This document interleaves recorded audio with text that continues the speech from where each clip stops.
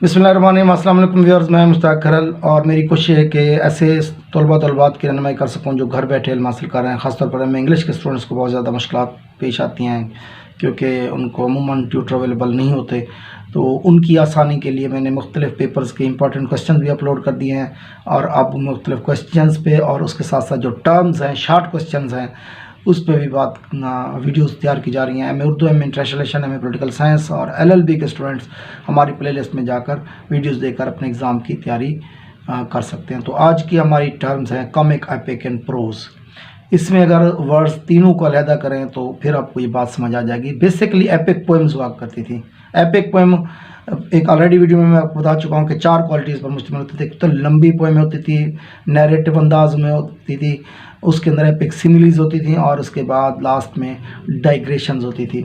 ये थी अमूमन इसका जो इस्तेमाल था वो पोइट्री के अंदर था, लेकिन बाज़ जो राइटर्स हैं उन्होंने इसको प्रोज़ में भी इस्तेमाल किया, ख़ासतौर पर नावल्स के अंदर। जोसेफ एंड्रयूज़ की अगर हम बात करें तो इसको हम लोग कॉमिक, एपिक एंड प्रोज़ कह सकते हैं, क्योंकि इसमें कॉमिक से मुराद ये है कि इसके अंदर मज़ाहिया सीन है, मुख्तलिफ़ जगहों पे आपको मिज़ाह मिलेगा।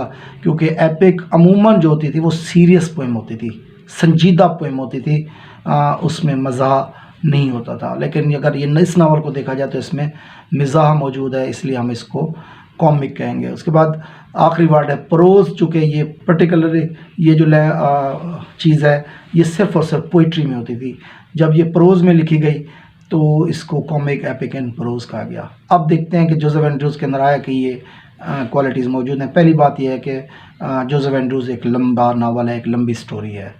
नंबर 2, इसके अंदर आपको मुख्तलिफ़ जगहों पे डाइग्रेशंस मिलेगी। मुख्तलिफ़ जगहों पे जो राइटर है वो अपनी स्टोरी से, असल कहानी से हट जाता है, बल्कि इर्द गिर्द के विल्सन और लियोनारा और विल्सन की स्टोरी जिस तरह इसके अंदर बयान की गई है, तो असल जो प्लॉट है हमारा उससे हट जाना जो है वो बेसिकली एक एपिक की निशानी है।